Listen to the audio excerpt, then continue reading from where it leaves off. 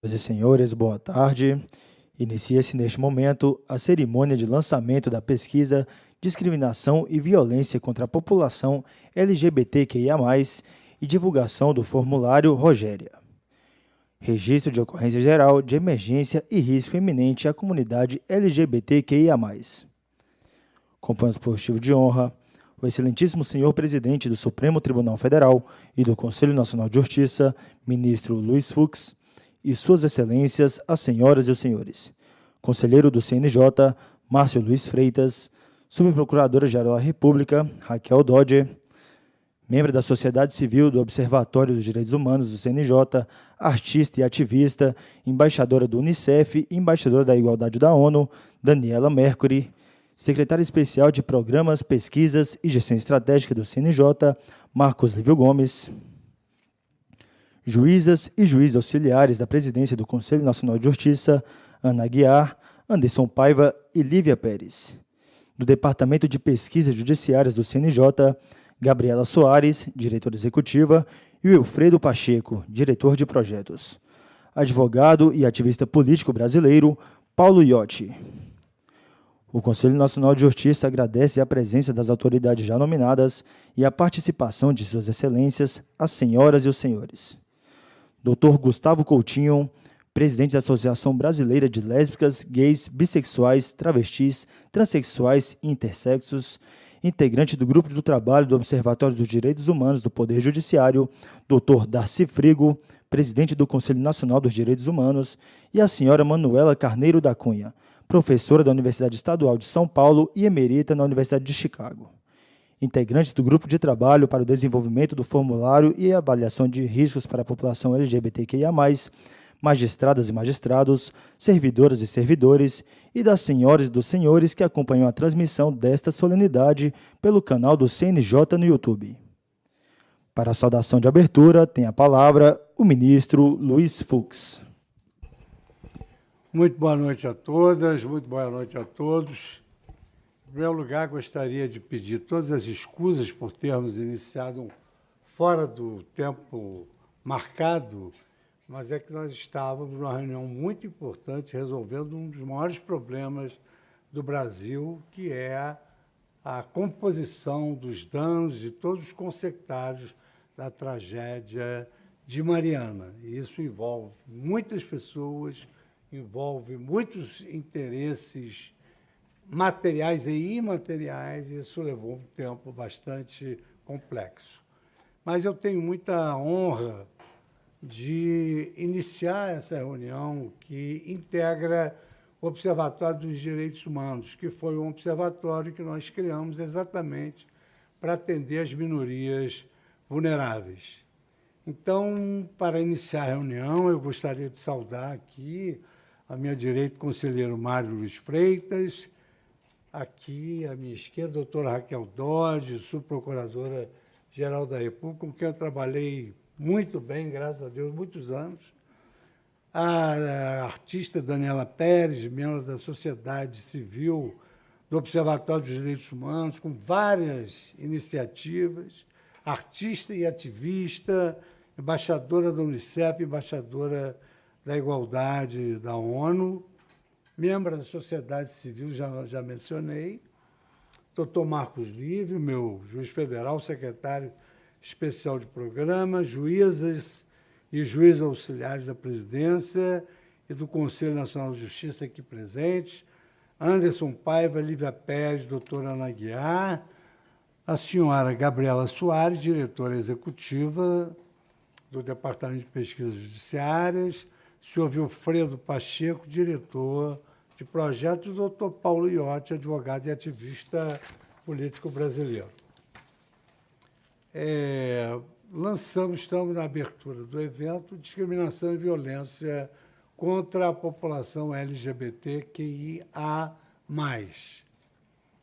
Eu gostaria de pronunciar algumas pequenas palavras em relação a essa reunião, destacando que, à frente do Supremo Tribunal Federal e do Conselho Nacional de Justiça, cujo mandato já começa a chegar ao seu final, depois de 2 anos, eu assumi um forte compromisso de priorizar a proteção dos direitos humanos por entender que a dignidade da pessoa humana é o centro de gravidade ao redor do qual orbita o nosso ordenamento jurídico.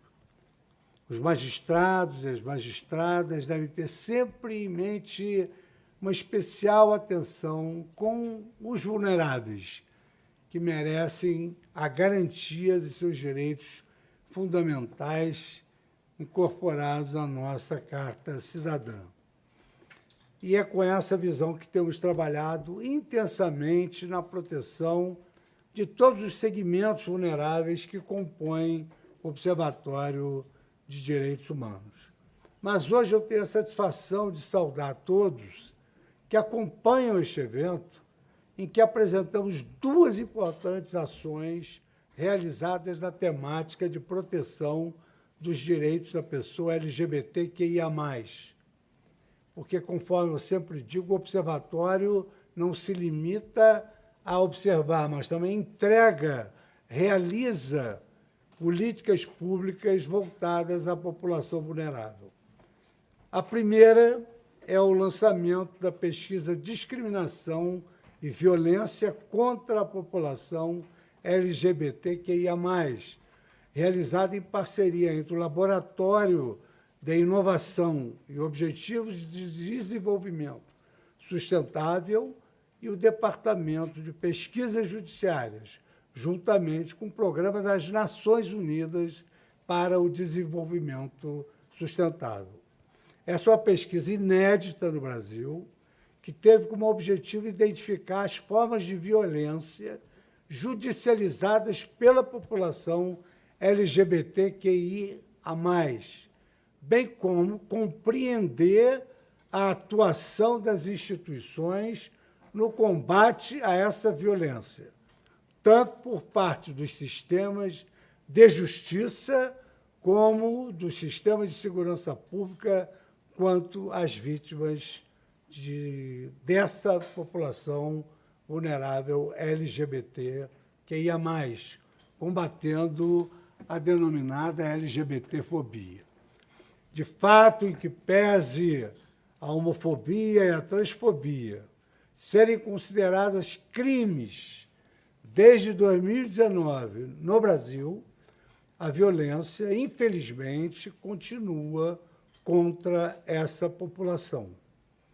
Dados do anuário de 2021 do Fórum Brasileiro de Segurança Pública mostram um crescimento superior a 20% no número de ocorrências em relação a 2021, quanto à média de crimes praticados, indicando que foram praticados 4 crimes de LGBTfobia por dia, considerados os casos de lesão corporal, 1.169, homicídios, 121 e 88 estupros. O número de assassinatos de mulheres trans e travestis segue sendo o maior desde 2008, ano do início desse registro, sendo que pelo 13º ano consecutivo, o Brasil, infelizmente, é o país que mata mais pessoas trans e travestis no mundo.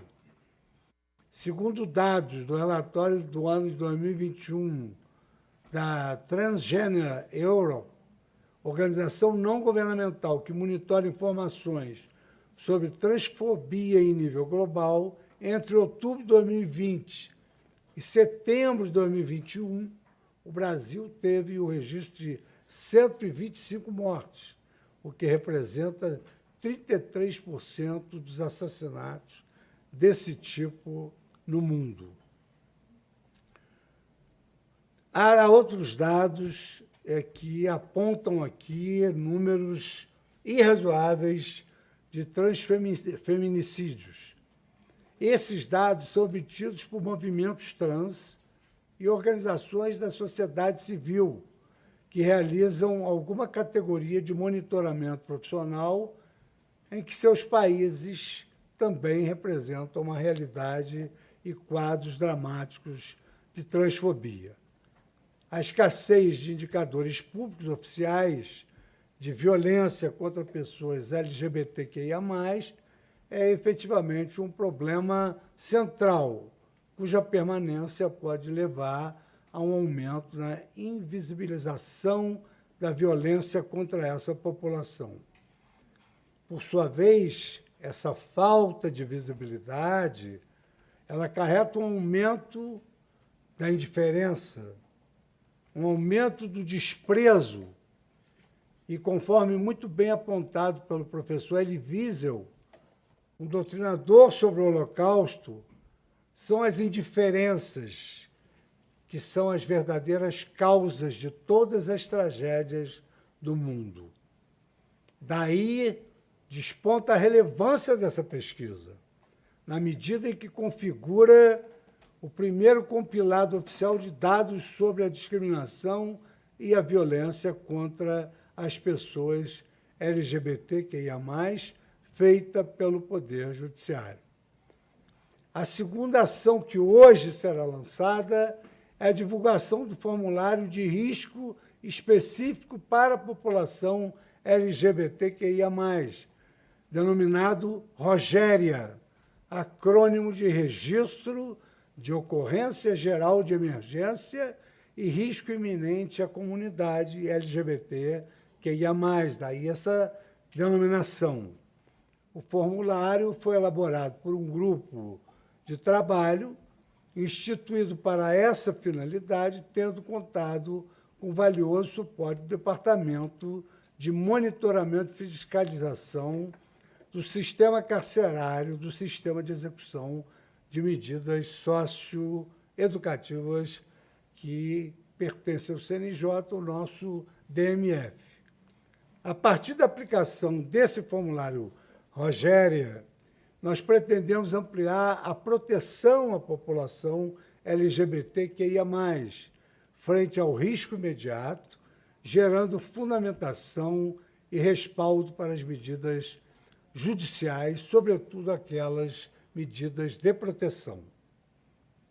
O formulário também ele tem o objetivo de facilitar a adoção de procedimentos integrados para minimizar a repetição da violência em curto prazo e aprimorar as respostas institucionais para reduzir a incidência de violências e discriminações.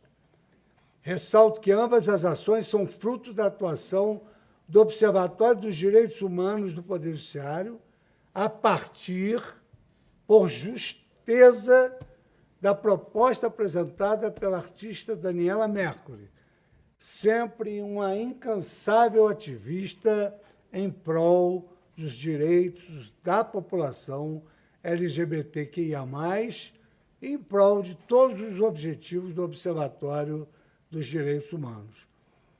Eu registro aqui meus agradecimentos a todas as pessoas que contribuíram com a realização da pesquisa e colaboração do formulário, destacando a importância dessas ações. Saúdo a todas e a todos, desejando-lhes um excelente evento.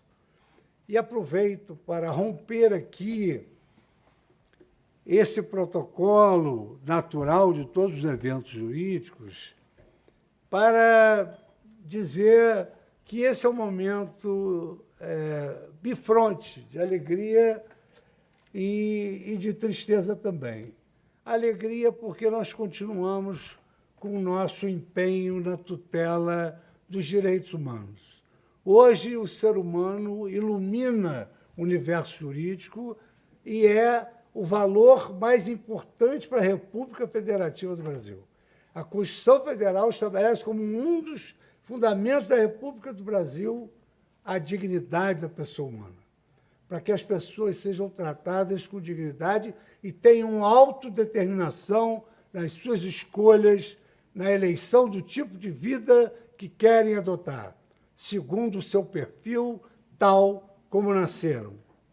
E o momento de tristeza é um momento em que eu devo anunciar que o meu mandato está terminando e eu serei, digamos assim, terei suprimido esse espaço tão importante de conviver com tantas pessoas que preconizam os mesmos ideais que eu na tutela das pessoas e dos direitos humanos. E queria, em meu nome, agradecer a todos os componentes do Observatório dos Direitos Humanos, na pessoa da Daniela Mercury, que mantém comigo um contato permanente para que esses programas não decresçam de efetividade. A toda semana trocamos correspondências para que cheguemos sempre ao ponto alto e ao ponto máximo, que se diga que no nosso país qualquer pessoa é feliz e tem o direito de viver e de buscar a sua própria felicidade. E se eu consegui algo efetivo nesse plano, foi graças a todos os componentes do Observatório dos Direitos Humanos e, principalmente, por meio da atuação dessa artista magnífica, que é Daniela Mercury, que aprendi a gostar dessa atividade e, mais ainda, apreciá-la como artista. Gosto de todas as músicas que ela faz, inclusive as que eu nunca ouvi. Então, muito obrigado, Daniela, pela sua participação. Um momento de tristeza, essa despedida natural, mas eu tenho certeza que você levará adiante esse observatório com o brilhantismo que lhe é peculiar. Muito obrigado. Ministro, muito obrigada, muito obrigada. Eu torço para que o observatório continue, né? Tenho certeza que estaremos trabalhando juntos, pode ter certeza, porque tem sido uma experiência extremamente enriquecedora e com frutos muito importantes para a sociedade. E nós, depois desses 2 anos nos encontrando virtualmente, eu também quebrei aqui protocolo, falei antes aqui, para dizer que é uma alegria poder vir aqui presencialmente e participar dessa sessão especial para o lançamento da pesquisa do formulário, né, do lado de vocês. Não vou me antecipar na minha fala, porque eu já fiz um texto muito grande. Eu sempre gosto de falar muito e ainda cantar, você sabe, que é uma questão, porque cantar ajuda sempre a gente se comunicar com quem está em casa. Eu convidei todo mundo para estar aqui acompanhando essa sessão do CNJ, para a gente sentir o judiciário perto da gente, para a gente aproximar, né, a população brasileira. E hoje, um dia de celebração, de felicidade para nós, né? Mais do que tudo, porque conseguimos dar um passo muito importante. Mas eu vou ficar quieta aqui enquanto os outros vão falar. Não fique quieta. Tenha a palavra e continue. Ah, é? É para ler? Já posso? Posso continuar? Deve. Posso furar a fila aqui? Dá licença, gente. Eu trouxe até, ministro, um souvenir para... Já que eu estou tão feliz com o lançamento hoje do formulário da pesquisa, também quebrando protocolo, já vou botar aqui, daqui a pouco entrego para o senhor, na hora que eu for cantar, tá certo? Posso ir até aí cantar? Pode, deve. Tá. Aqui. Então, já pedi a permissão de quebrar o protocolo, a gente lá na ONU também, já eu e Malu fomos, né?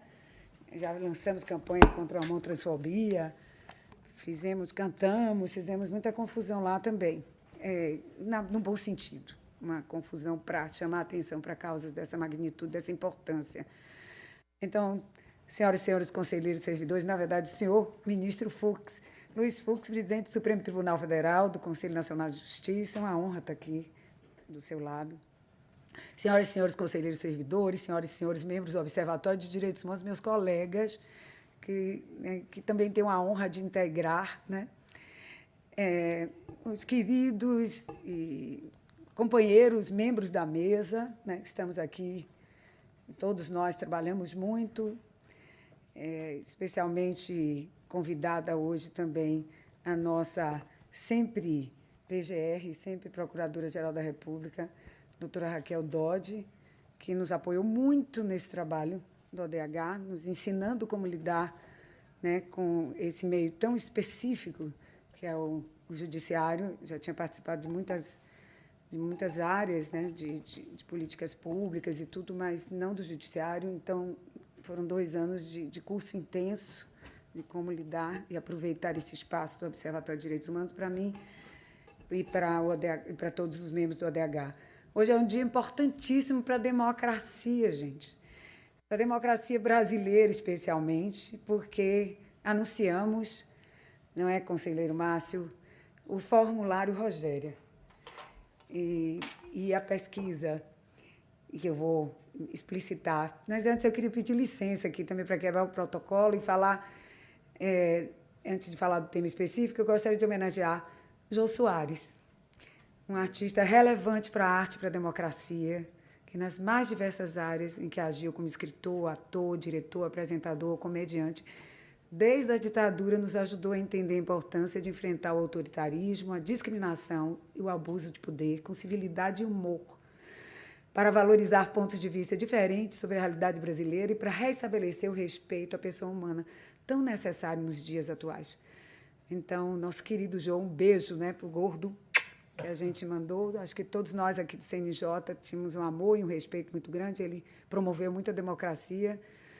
Quero também declarar que assinei a Carta às Brasileiras e dos Brasileiros em Defesa do Estado Democrático de Direito, como uma boa ativista, que será lida no Largo São Francisco no dia 11 de agosto, uma feliz iniciativa do diretor da Faculdade de Direito, Celso Capilongo, e do ministro Celso de Mello, a qual aderiram milhares de pessoas, quase 700 mil pessoas até agora, espero que mais assinem.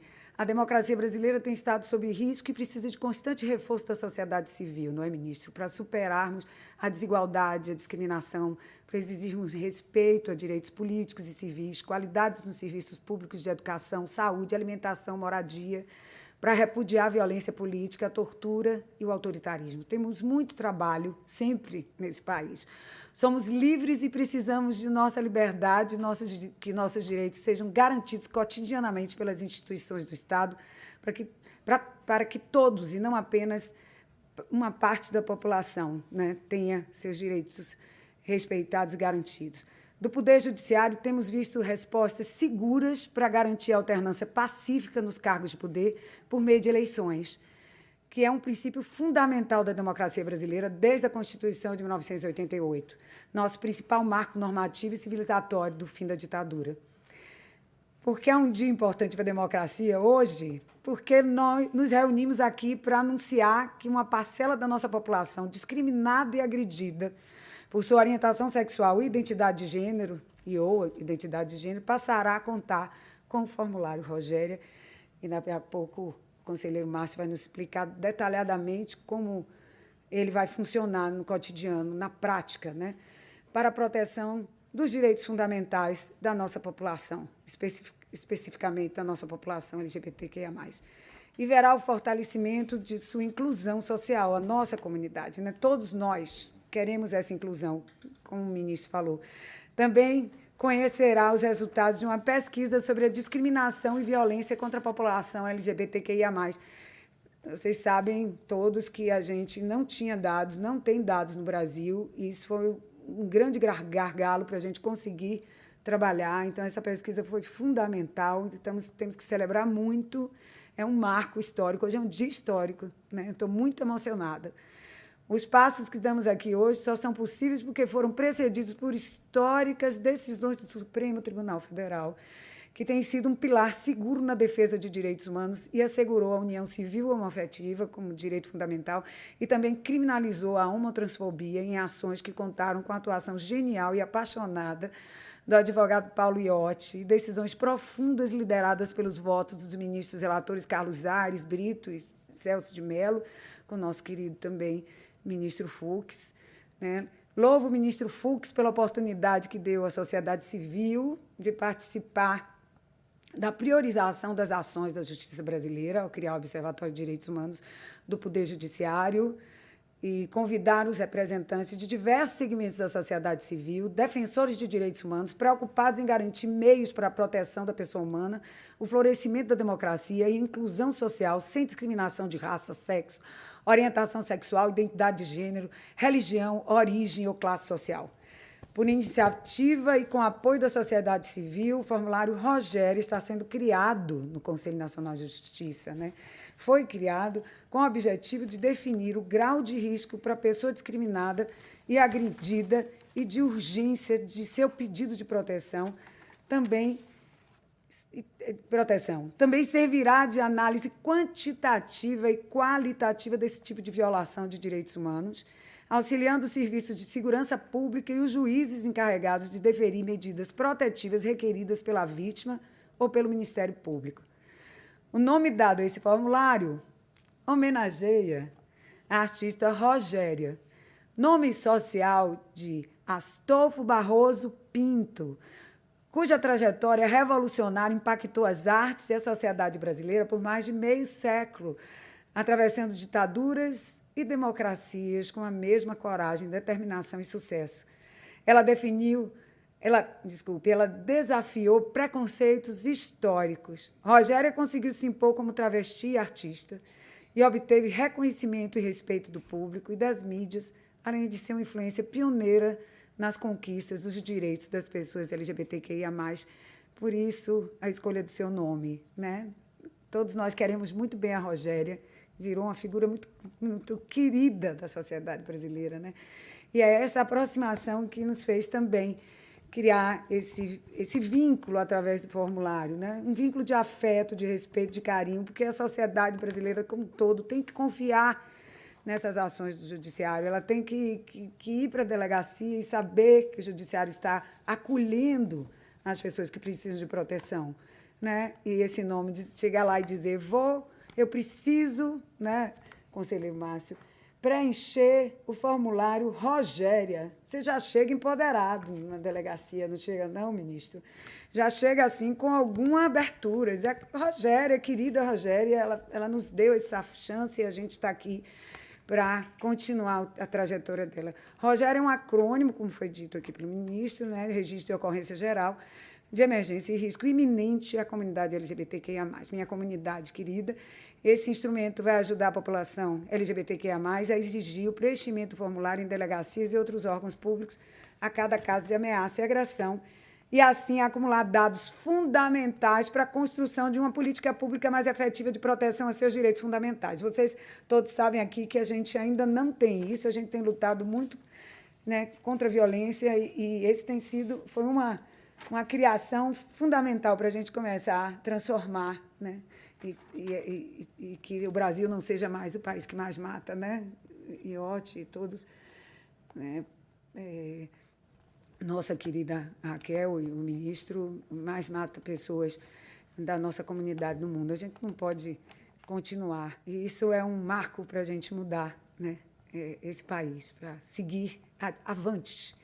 Creio que a democracia é a expressão cultural marcada pela busca de convivência pacífica entre pessoas diferentes, sem discriminação, sem preconceito, né, com enfoque para o que temos em comum como seres humanos.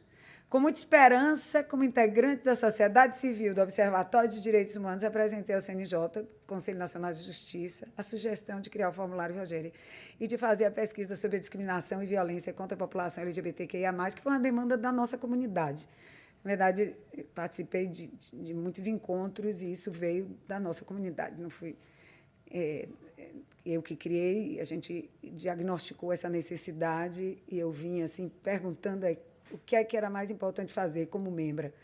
E vim aqui tentando ser essa ponte, né, entre o judiciário e a sociedade civil, todas as ONGs que foram convidadas para participar desse processo todo, todos que trabalham na área de justiça, né, que sabem muito melhor do que eu sobre isso tudo.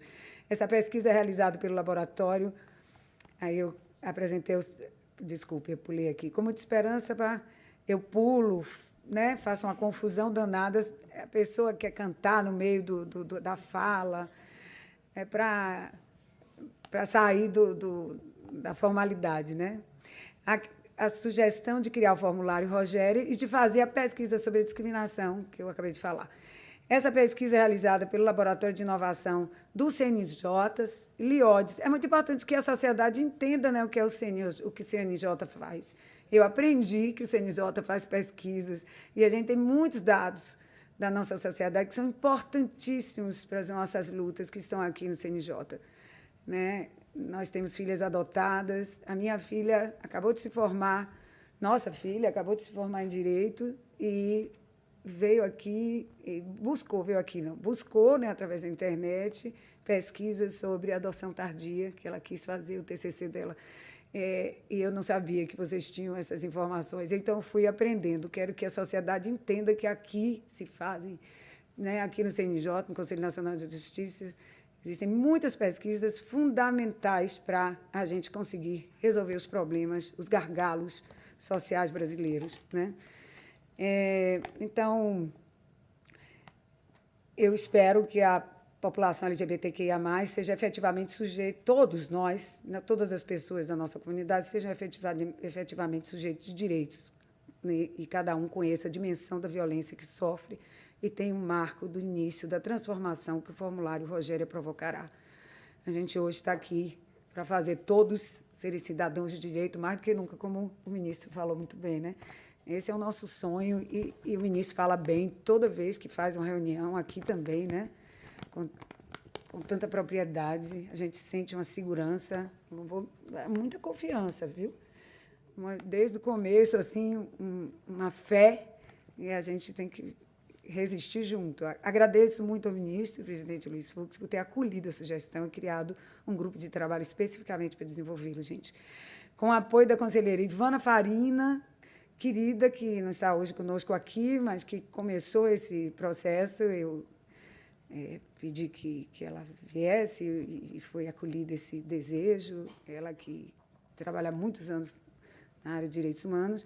Depois, a conselheira querida Flávia Pessoa, né, que deu continuidade, do conselheiro Márcio Freitas, que vai apresentar para a gente o formulário daqui a pouco, do juiz auxiliar Luiz Geraldo Lanfredi e do grupo de trabalho integrado por desembargadores, juízes, membros do Ministério Público, professores e advogados experientes no tema da violência contra a população LGBTQIA+, cujos nomes eu vou registrar, dá licença, ministro.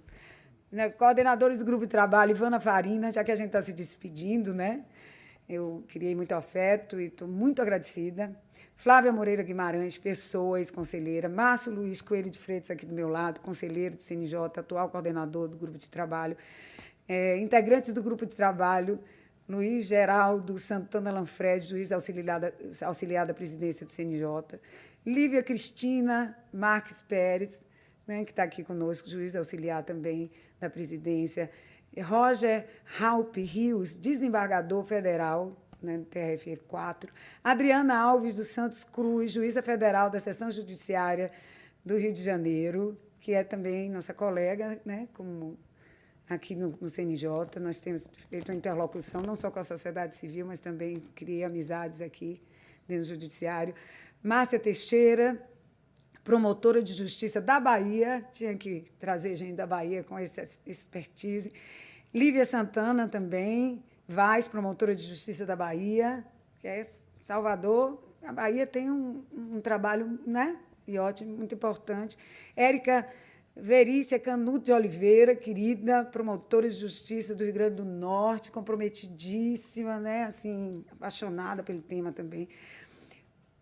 Paulo Roberto Iotti, querido advogado, nosso ídolo, né?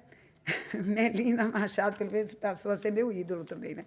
Melina Machado Miranda, supervisora no Departamento de Monitoramento e Fiscalização do Sistema Carcerário e do Sistema de Execução de Medidas Socioeducativas, como disse bem o ministro. Nayara Teixeira Magalhães, assessora do DMF, do mesmo grupo de monitoramento, Departamento de Monitoramento, e também por um representante desse segmento da população, Carlos Magno da Silva Fonseca, da BGLT, que é uma liderança importantíssima, que é uma referência para todos nós, né?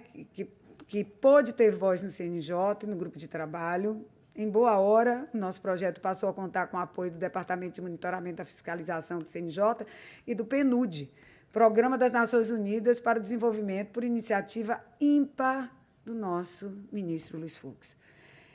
Nós, da comunidade LGBTQIA+, vamos ser eternamente gratos, né? Porque estamos avançando muito também aqui no Conselho Nacional de Justiça, não só no Supremo, né, Iotti? Isso é realmente fundamental. Quero também agradecer a colaboração fundamental, aí eu quero dizer dessa colaboração da sempre Procuradora-Geral da República doutora Raquel Dodge, que manteve contínua interlocução comigo e com outros membros do ODH, que representam a sociedade civil, em uma colaboração essencial para conseguirmos transformar algumas das nossas ideias em ações efetivas para a defesa da democracia, das minorias e dos direitos humanos aqui no CNJ, que é um conhecimento muito específico.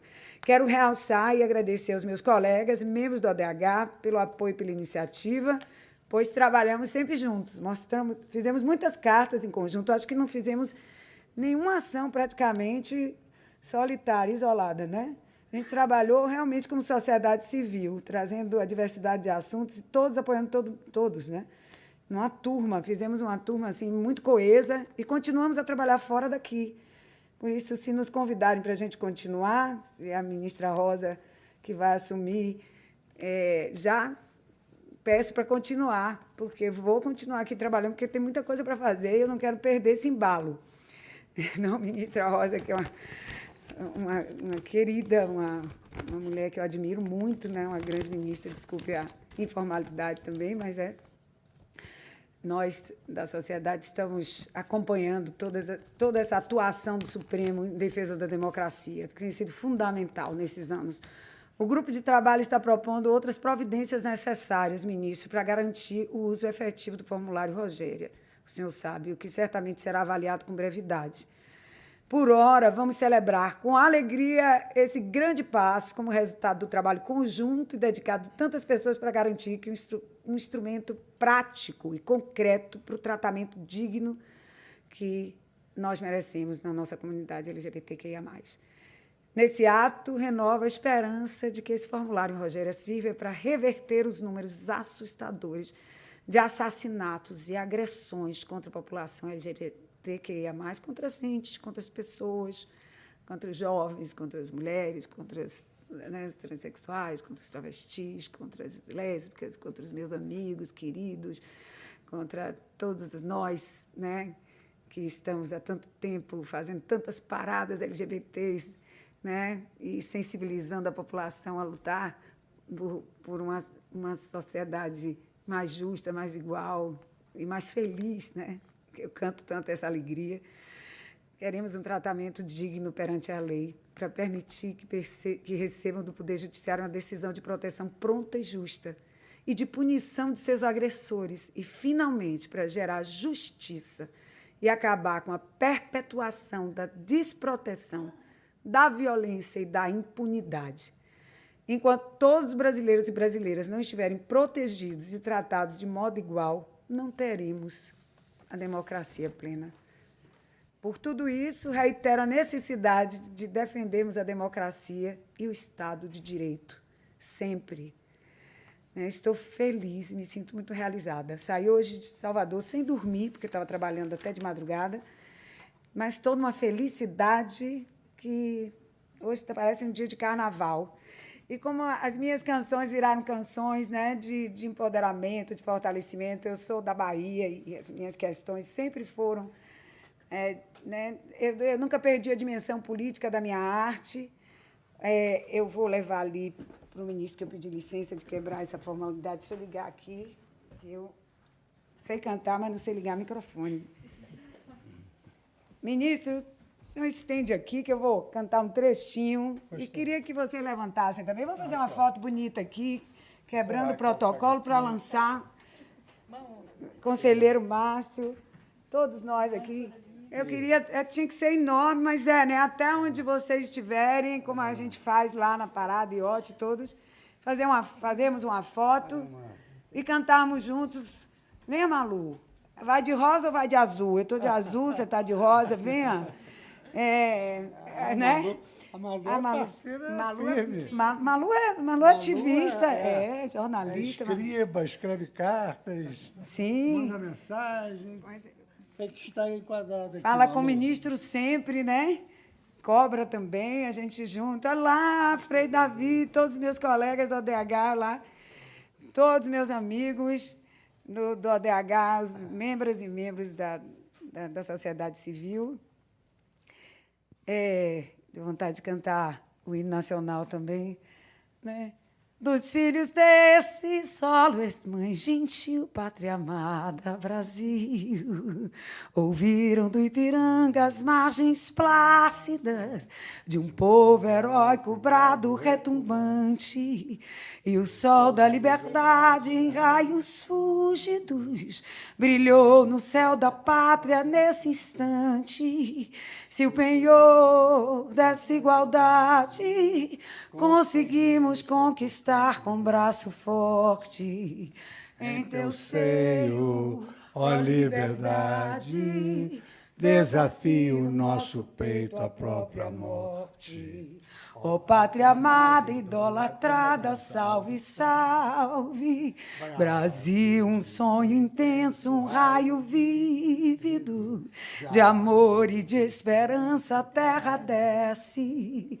Sem teu formoso céu risonho e límpido, a imagem do cruzeiro resplandece, gigante pela própria natureza. És belo, és forte, impávido colosso, e o teu futuro espelha essa grandeza. Terra adorada, entre outras mil, és tu, Brasil, ó pátria amada, dos filhos deste solo és mãe gentil, pátria amada, Brasil. A cor dessa cidade sou eu, o canto dessa cidade é meu, o gueto, a rua, a fé. Eu vou andando a pé pela cidade bonita. Me ajudem, o toque do afoxé. E a força de onde vem, ninguém explica. Ela é bonita, verdadeiro amor. Você vai onde eu vou, verdadeiro amor. Você vai onde eu vou. Não diga que não me quer, não diga que não quer mais. Eu sou o silêncio da noite, o sol da manhã. Mil voltas o mundo tem, mas tem um ponto final. Eu sou o primeiro que canta, eu sou o carnaval. A cor da diversidade somos nós, né? Sou eu. O canto dessa cidade é meu, a capital. A cor dessa cidade sou eu. O canto dessa cidade que isso possa ser sempre nosso campo de fortalecimento, que a nossa arte, né, que seja sempre uma forma da gente se expressar e dizer: abra a porta desse armário que não tem censura para me segurar. Abra a porta desse armário que a alegria cura. E a gente está aqui para lutar pelos direitos humanos e a gente vai fazer desse país sempre um lugar melhor, porque a gente está junto. Muito obrigada a todos os membros. Um beijo para os amigos do ODH, Frei Davi, Manuela Carneiro da Cunha, Rabino Newton Bonder, né, o nosso querido Dom Valmor, presidente da CNBB, com o padre Paulo, né, que trabalha conosco constantemente, a Cláudia Costin, nossa querida, né, da área de educação. A Manuela foi a primeira a falar, né, das causas indígenas, que está aí também com um grupo de trabalho, né, ministro, importantíssimo.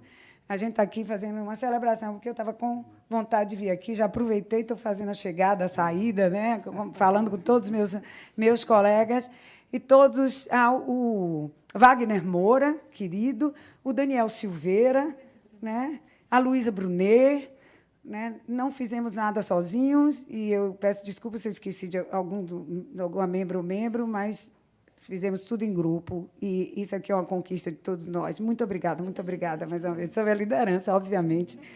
Por isso que ele está aqui, é o primeiro a segurar, e essa bandeira é sua, viu, ministro? Pode guardar. Muito obrigado. Um presente da nossa comunidade, um agradecimento, que vamos estar aqui. Espero estender essa bandeira sempre. Muito obrigado. Muito obrigada, obrigada. Parabéns. Obrigada. Parabéns a todos, parabéns, muito obrigada, muito obrigada.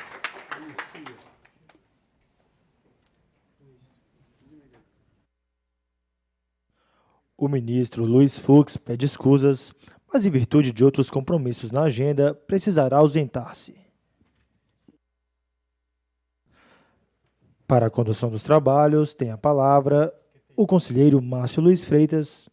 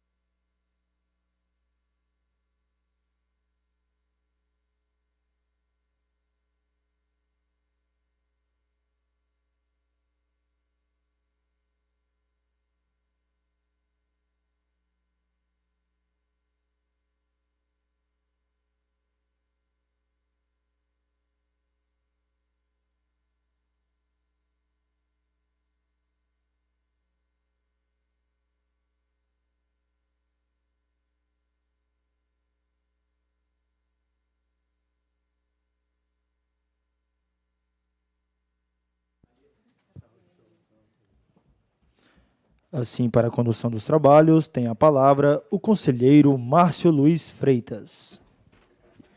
Boa noite a todas e todos.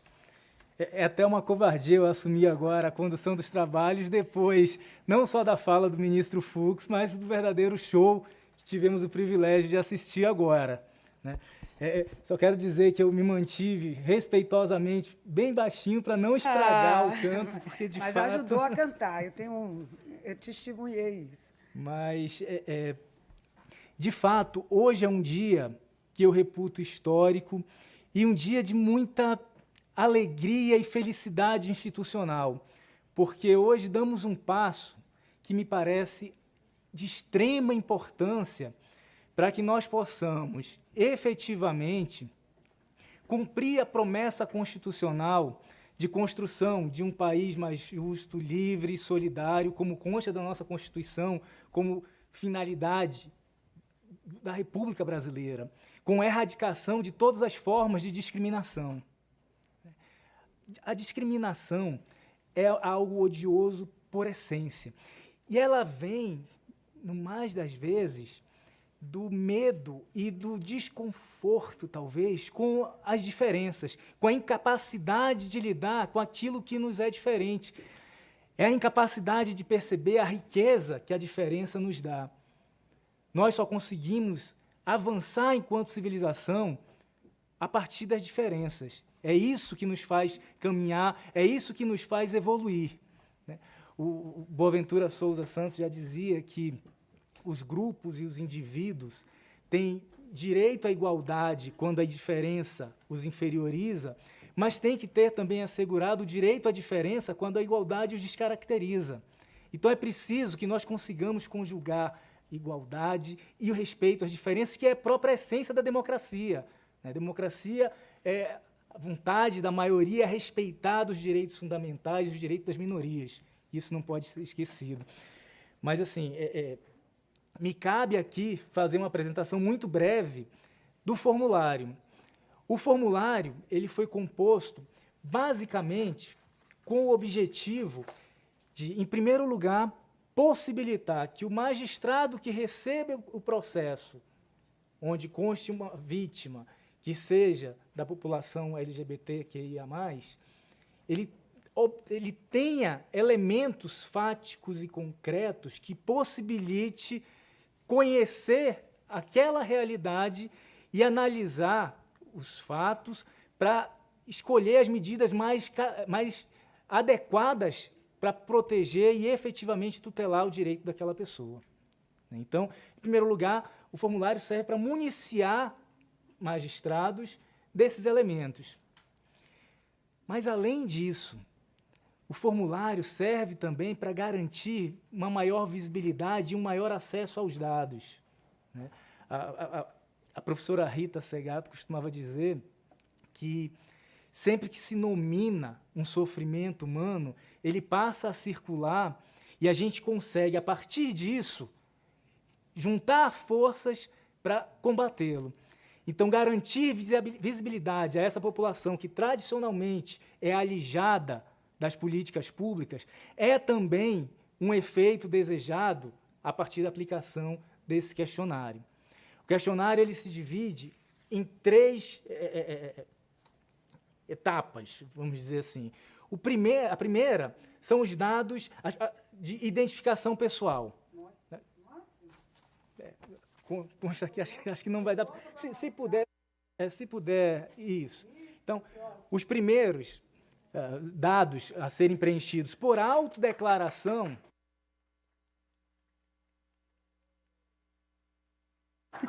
são aqueles relativos à identificação pessoal, onde consta nome, nome social, data de nascimento, nacionalidade, identidade de gênero, orientação sexual, se a pessoa é intersexo, raça. A próxima, por favor.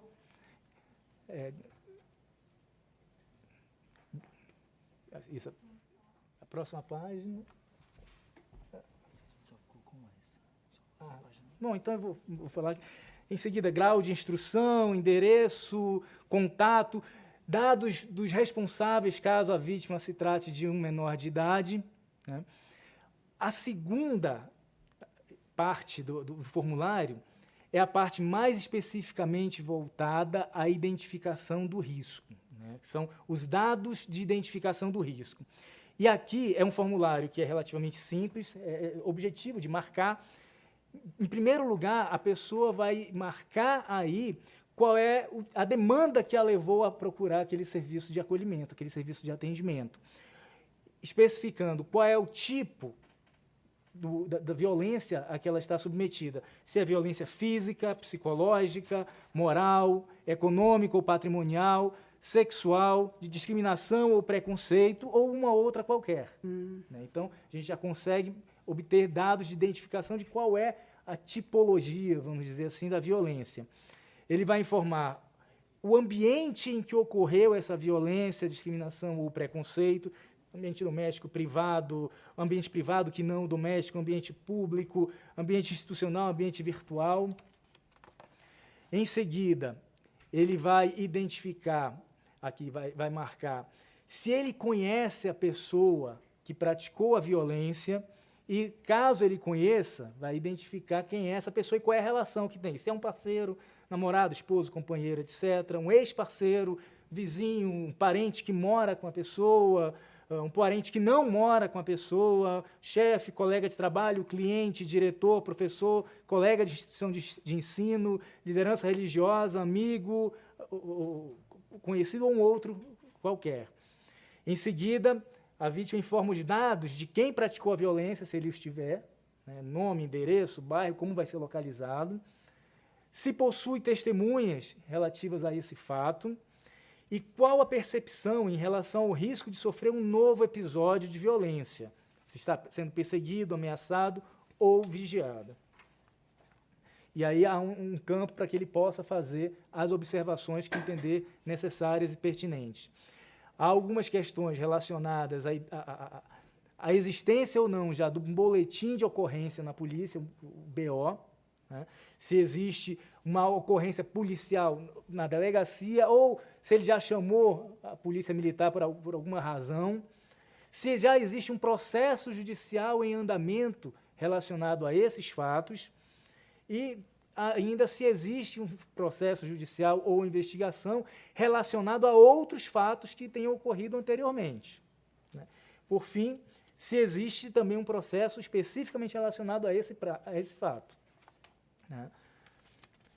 E aí há um último campo relacionado à presença de possíveis agravantes para a situação de risco e vulnerabilidade, como estar em situação de rua, ser um profissional do sexo, ter alguma doença grave, crônica ou comorbidade, ter alguma questão relacionada à saúde mental, ser migrante ou refugiado, ser pessoa com deficiência, idoso, não possuir rede de apoio, como família, amigos, etc., possuir uma rede de apoio restrita, não ser acompanhado por nenhum serviço, residir com o agressor, manter contato constante com o agressor possuir arma de fogo ou ter ocorrido uma tentativa de homicídio E há ainda um campo relativo à necessidade de proteção à integridade física e à vida por meio de programas especializados.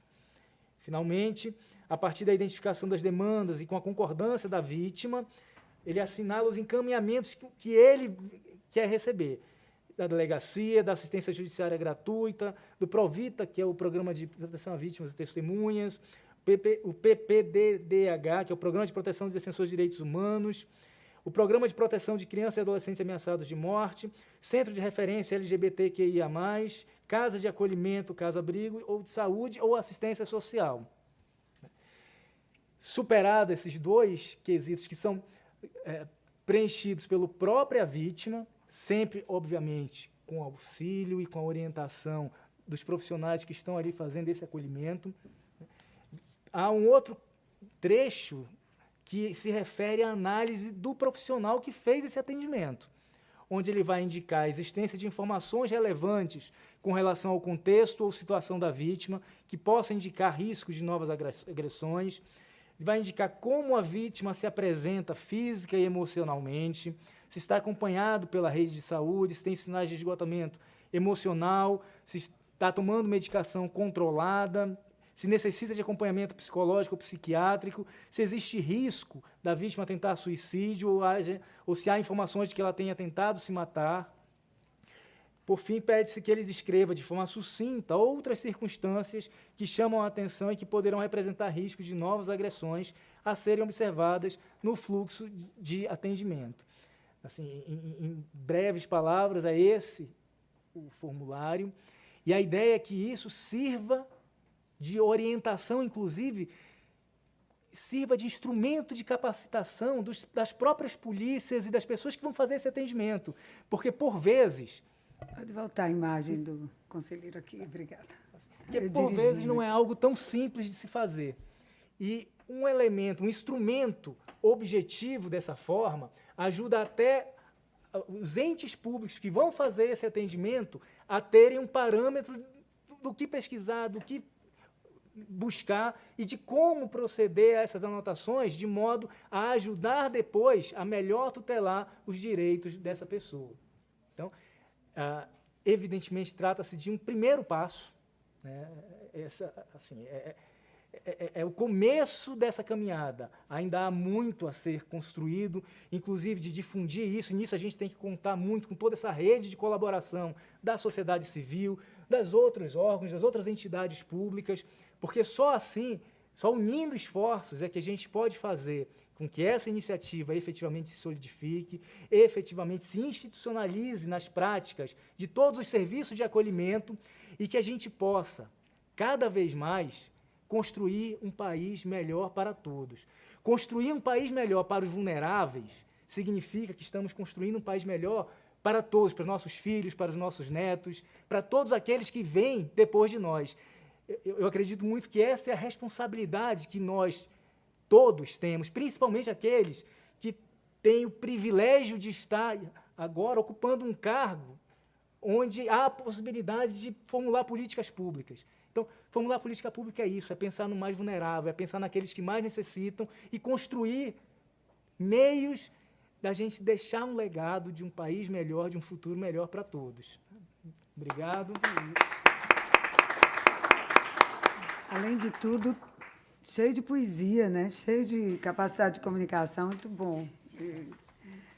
Eu estou aqui fazendo a mediação. O ministro Fux saiu. Em seguida, eu passo a palavra aqui ao doutor Paulo Iotti, que foi membro do GT, que ajudou a elaborar o questionário, o formulário. Muito obrigado, conselheiro Márcio, Daniela Amada, pelo afeto, principalmente. Boa noite a todas, todes e todos. Hoje é realmente um dia histórico aqui no CNJ, que realmente está tomando uma iniciativa muito importante para a efetivação da decisão do Supremo, que reconheceu a homotransfobia como crime de racismo, mas também todas as decisões de proteção dos direitos fundamentais da população LGBTQIA+, contra ações e omissões inconstitucionais do Estado brasileiro. E isso pelo lançamento do formulário Rogéria, de avaliação de risco à população LGBTQIA+. Eu trabalhei em São Paulo no atualmente denominado Centro de Cidadania LGBTI+, entre 2011 e 2013, e a gente teve uma experiência muito frutífera com uma iniciativa muito similar, porque pelas denúncias ao centro feitas pela população LGBTI+, vítimas de preconceito e discriminação, a gente pôde elaborar o então denominado, né, Mapa da Homofobia Denunciada da cidade de São Paulo, que servia justamente para mapear os locais onde a população LGBTQIA+ sofria violências e discriminações homotransfóbicas, e possibilitava a interlocução com a polícia, a Guarda Civil Metropolitana, para prevenir e reprimir essas opressões. Em tempos muito difíceis, né, onde mais uma vez fomos excluídos do censo nacional e foi, com a devida vênia, absurdamente cassada a liminar que mandava nos incluir perguntas sobre orientação sexual e identidade de gênero das pessoas, como se perguntam critérios identitários de várias outras minorias sociais, não havia dificuldade nenhuma no tema. Essa iniciativa do CNJ, com o formulário Rogéria, vai nos ajudar a termos dados oficiais do Estado brasileiro sobre a violência, a discriminação, os discursos de ódio homotransfóbicos, para possibilitar políticas públicas em geral. E, inclusive, recomendações do próprio CNJ para capacitações e sensibilizações para superar os problemas operacionais, de revitimização e necessidade de autorrespeito, de respeito à declaração da vítima e de autoidentificação dela quando relata a ocorrência ao sistema de justiça. E eu sugiro aqui, como eu sugeri no GT também, né, integrar esses dados com o do Disque 100 LGBT, se ainda existir. As denúncias do Disque 100 geraram relatórios da violência homotransfóbica de 2011 a 2013, mas, inexplicavelmente, já há vários anos não são feitos. Então, eu finalizo agradecendo, né, a concessão do tempo para essas breves palavras, mas agradecendo ao CNJ, na pessoa do seu presidente, o ministro Luiz Fux, do conselheiro Márcio Freitas, da ex-conselheira, né, Ivana Farina, que o antecedeu, além da nossa caríssima e maravilhosa rainha, e também rainha dos direitos humanos, nossa querida Daniela Mercury, do Observatório de Direitos Humanos CNJ, e demais pessoas que ela bem citou, que integraram o GT conosco, né, da Portaria 181 de 2021. Muitíssimo obrigado e agradeço ao CNJ, ao Judiciário em geral, por ser um farol na proteção da nossa cidadania sexual e de gênero.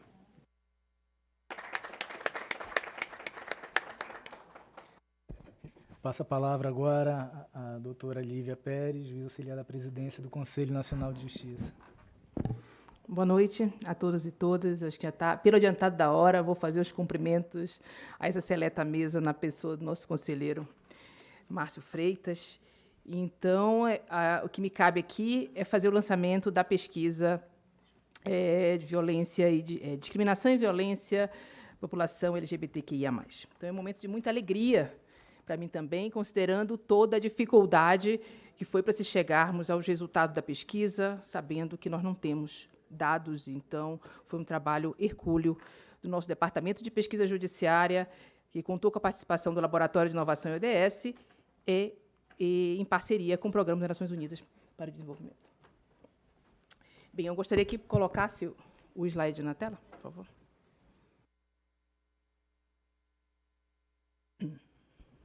Bem, então, essa pesquisa, como já foi afirmada pelo ministro Fux, ela decorre de uma demanda do Observatório de Direitos Humanos, capitaneado por uma carta que foi apresentada pela querida Daniela Mercury. Bem, a pesquisa que estamos lançando nesse momento, ela conta com metodologia quantitativa e qualitativa, já repisando, que a parte quantitativa não foi nada simples, foi um caminho bem árduo para se chegar nos dados. Então, houve um levantamento de processos que envolveram vítimas LGBTQIA+, com motivação LGBTfóbica, e houve entrevista com atores chaves, contato com operadores do sistema de justiça e de segurança pública, magistrados, promotores, advogados, defensores públicos, delegados, e com vítimas de LGBTfobia. Então, foram dois foram 2 consultoras que estavam trabalhando nessa parte das entrevistas, que estavam vinculadas ao Programa das Nações Unidas para o Desenvolvimento. Bem, na análise de processo, contamos com uma extração da base de dados, pesquisa jurisprudencial, uma ficha analítica, partindo da necessidade de a partir dos dados que tínhamos, que foram levantados pelos diários eletrônicos, fazer uma mineração de dados para se chegar nos processos. Então, fizemos um trabalho daquilo que existia de uma base de dados, para se chegar até pessoas e que teriam judicializado aquela violência decorrente da LGBTfobia. Então, houve leitura de documentos processuais publicados no Diário dos Eletrônicos, análise de jurisprudência de 2015 e 2022, houve uma filtragem dessa base de dados utilizando leis, artigos de interesse para pesquisa e palavras-chave. Bem, não foi simples o trabalho, como já falei aqui. Então, foram 15 milhões de textos processuais. Desses 15 milhões, tinham 7 milhões de processos, 5.856 textos identificados, de um montante de 4.957 processos identificados, que gerou uma leitura manual, e aí contou com a equipe do Laboratório de Inovação e ODS do CNJ, para ler 336 textos, para a gente chegar a 40 casos de ocorrência de LGBTfobia. Então, aí foi o total de processos analisados, foram 102 processos. Tirando essa parte quantitativa, a parte qualitativa foram as entrevistas. Então, o nosso foco era trabalhar tanto com os operadores do sistema de justiça e segurança pública, mas também com as vítimas. E aí, na parte das vítimas, foi o maior desafio, no sentido de encontrar e que essas vítimas elas conseguissem sentir à vontade para se permitirem a entrevista pelas consultoras. A entrevista teve um enfoque territorial de 12 cidades brasileiras, que estavam distribuídas entre todas as nossas regiões, e sempre dando a possibilidade de não se restringir apenas a capitais. Então, essas cidades foram tanto capitais como cidades do interior, para a gente ter um recorte mais abrangente do nosso contexto de violência. As vítimas de violência foram 33 entrevistas, sendo que em 21 houve início de ação penal, e em 12 houve apenas o acionamento de polícia sem conversão em ação judicial. Bem, passemos aos resultados, como já coloquei. Houve uma dificuldade enorme de acesso a dados. Só que, nesse decorrer, eu acho que por isso que é fundamental a pesquisa. A gente está falando hoje de uma política judiciária baseada em evidência. A gente precisa levantar e precisa tirar o véu que encobre determinadas realidades que são invisibilizadas, para a gente poder conseguir chegar num desenho mais adequado à política pública. Então, nessa falta de dados, a gente já conseguiu incluir numa tabela, que nós temos uma taxonomia, numa tabela de assuntos, a gente já conseguiu incluir assuntos na TPU no decorrer da pesquisa, considerando a falta de dados que foi detectada. Os elementos, outra dificuldade no acesso de dados, que o elemento LGBTfobia não necessariamente são nomeados no processo, então não se enxerga isso, é muito difícil, mesmo fazendo a pesquisa de documento, a gente não enxerga essa palavra para fazer o rastreamento.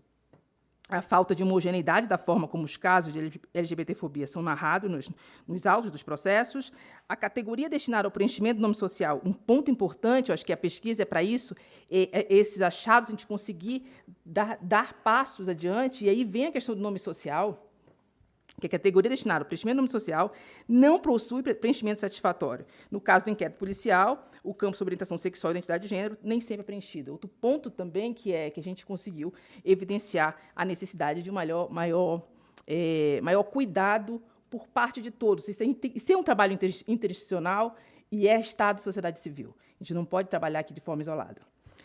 Características, a gente consegue identificar as características do crime. Essa pesquisa ela apresenta também características dos crimes de LGBTfobia que foram identificados.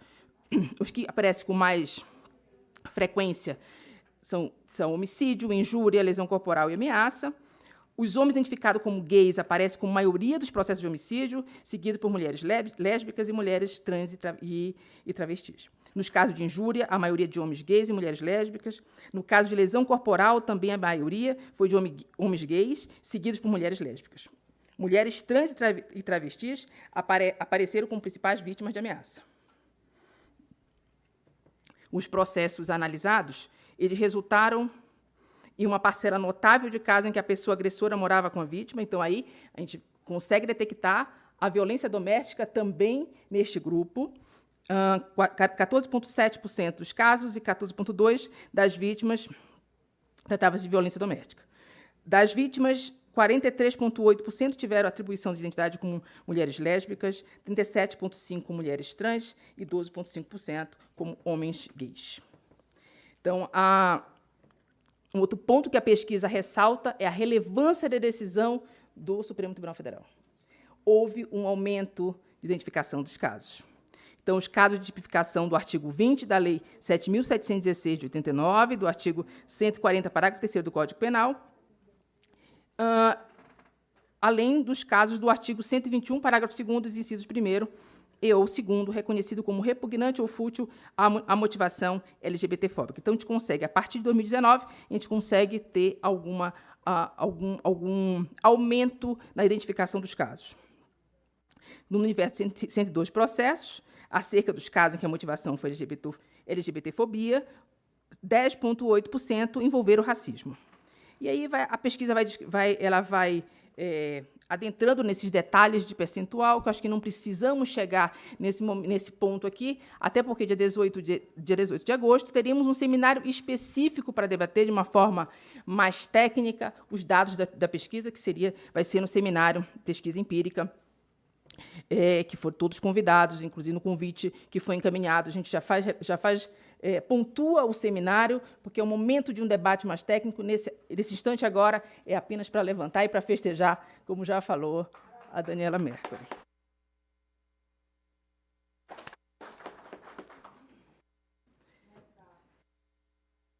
Eu vou passar alguns slides pelo adiantado da hora, focando naquilo que é mais essencial dos achados da pesquisa. E aí vem a dificuldade de acesso à justiça. Isso é fundamental, considerando que a gente precisa de um judiciário forte, de uma democracia estruturada e bem sedimentada. A gente precisa de garantir o acesso à justiça, e foi o que foi detectado foi a grande dificuldade de acesso para essa população. Então, as falas da vítima, da sociedade civil, dos movimentos sociais, dos equipamentos de atenção à população LGBTQIA+, mostram que ainda é raro que episódios de violência e violação com motivação LGBTfóbica sejam registrados e se transformem em ações penais de fato. Há muito receio das pessoas LGBTQIA+, em buscar instituições de segurança e judiciárias por medo de serem revitimizadas. A dificuldade de acesso à justiça tem relação com a dificuldade de compreensão do próprio funcionamento do sistema de justiça. As disputas institucionais que alegam o declínio de competência para lidar com certas temáticas de violência geram uma necessidade adicional de que as vítimas peregrinem por diversas instituições. Então, o Estado está sempre criando as suas armadilhas burocráticas para inibir esse acesso efetivo da população em situação de vulnerabilidade. Outra dificuldade seria a comprovação da motivação LGBTfóbica. É um grande gargalo nos casos que chegam ao judiciário. Dúvidas sobre como comprovar a motivação LGBTfóbica e demandas por elementos suficientes para comprovar a materialidade do caso acaba por dificultar o acesso à justiça das vítimas. Tem também aspectos estruturais do sistema de justiça, que é a falta de capacitação e orientação institucionais sistemáticas sobre questões relacionadas à orientação sexual e identidade de gênero para servidores e magistrados e todos os demais integrantes do sistema de justiça, como promotores, promotoras, defensores, defensoras, advogados, advogadas. Nós somos um tudo. Não dá para a gente separar. E, por fim, chegamos no rol de recomendações que a pesquisa também ela adentra. Ela tem uma relação pormenorizada, mas me permitam aqui, eu vou agrupar, eu não vou seguir o slide, e vou agrupar em algum conjunto de recomendações a partir de alguma aglutinação. Bem, a recomendação prevista na pesquisa, uma das recomendações previstas na pesquisa seria capacitações. Então, é necessário que a gente pense no sistema de justiça, que ele não está habituado ainda a lidar com a temática, ele precisa se capacitar para tal. E outra, precisamos ter em mente que o dado é importante. A gente tem que preencher, às vezes, e aí vem a questão do formulário Rogéria, a gente precisa do formulário preenchido, também para fins estatísticos. Se não tiver preenchido de uma forma adequada, a gente não vai conseguir ter as definições e os parâmetros que a gente precisa para desenhar a política pública e para pensar em qual é o caminho, o próximo passo a seguir. Então, é fundamental a capacitação de todos, não é só para a Judiciária. A Judiciária, o Ministério Público, Defensoria e a própria Advocacia, que precisam enxergar a importância dos dados. Precisamos de uma fase também, dentro das recomendações, precisamos de sensibilização. Precisamos sensibilizar os integrantes do sistema de justiça a solicitar a autoidentificação da identidade de gênero e orientação sexual em todas as audiências, sempre sujeita à voluntariedade, lógico, da pessoa, e adotar respostas que transcendam a penação da parte agressora. Elaborar campanhas informativas, atualizadas periodicamente sobre o que existe em termos de normativas, resoluções de jurisprudência para a garantia de direitos de pessoas LGBTQIA+, voltadas tanto para a população em geral, quanto para as próprias instâncias que compõem o Poder Judiciário. Precisamos de protocolos e fluxos interinstitucionais. Não dá para pensar de forma isolada. A gente não vai conseguir chegar a lugar nenhum com essa temática, se nós não tivermos uma integração de todo o sistema de justiça. E aí tem recomendações específicas do Ministério Público, sociedade civil, e eu vou centrar aqui a minha atenção em algumas recomendações voltadas para o CNJ. Realizar revisão do provimento 73 do CNJ, com vista a garantir efetiva gratuidade da mudança do nome e de registros civis. Reforçar o entendimento da aplicabilidade da Recomendação 128, de 15 de fevereiro de 2022, para aplicabilidade nos casos de mulheres trans. Reforçar a Resolução 348, de 13 de outubro de 2020, em nome da execução penal, para que se possa combater os casos de transfobia e homofobia vivenciados nos ambientes prisionais.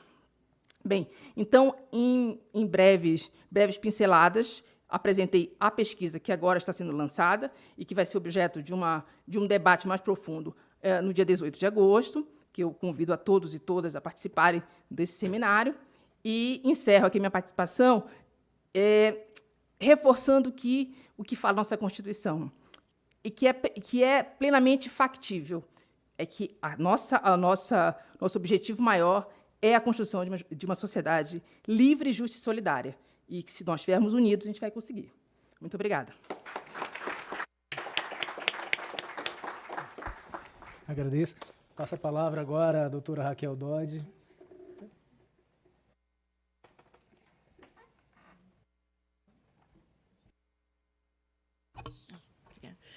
Agradeço ao conselheiro Márcio por ter me concedido a palavra, desejo uma boa noite a todos, e para mim é uma imensa honra estar aqui testemunhando esse momento tão importante, realmente histórico, para a vida do nosso país.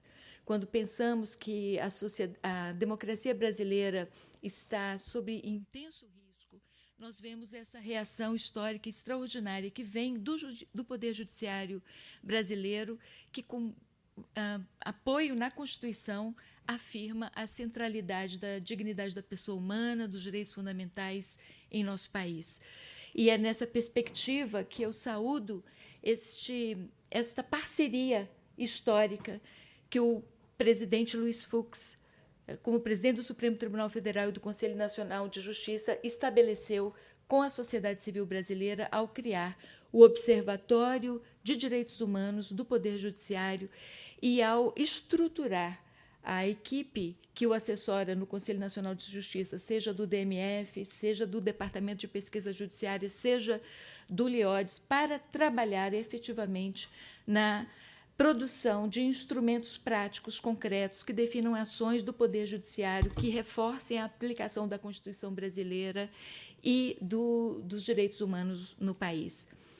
Sob a liderança incontestável desta nossa rainha e ativista de direitos humanos, que é Daniela Mercury, o Conselho Nacional de Justiça, por meio do Observatório de Direitos Humanos, acolheu essas duas importantes sugestões. A criação do formulário Rogéria e a feitura desta pesquisa coloca a vítima como centro de uma atenção que nunca teve dentro do judiciário brasileiro para a população LGBTQIA+.